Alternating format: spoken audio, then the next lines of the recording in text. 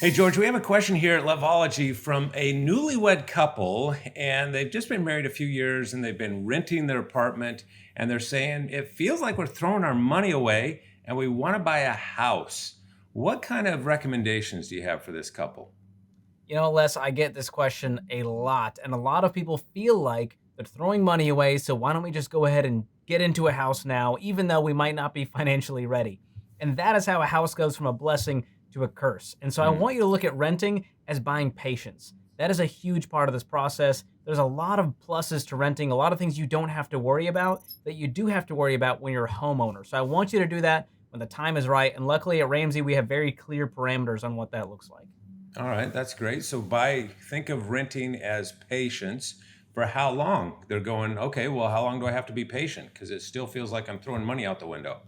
Yeah, well, a big part of this is making sure you're financially ready. And the best way to do that is to get out of all your consumer debt and have a fully funded emergency fund before we ever start saving up for the down payment. That's a huge part of this. Okay, so get out of your debt, like credit card debt or something that you might owe on your Student car. loans, medical debt, you name it. Okay. And then you have that security blanket. And how much money? What's the gauge on how much money you should save before you start then putting money into an account for a down payment?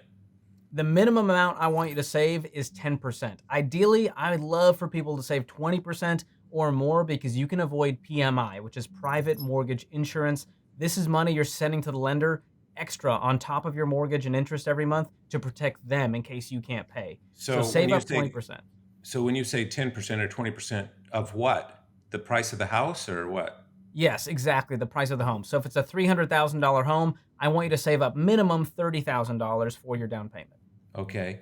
And then, but yeah, if I maybe I misunderstood you, but I thought you said, hey, make sure you also have this cushion, a safety account as well. How much do you know to save in that before you start saving for the mortgage?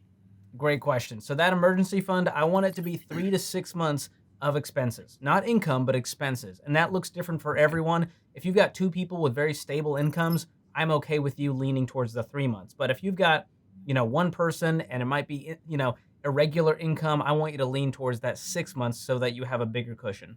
All right. Very concrete plan and a path forward for all of the couples that are wondering how do we get into a house. Thanks, George.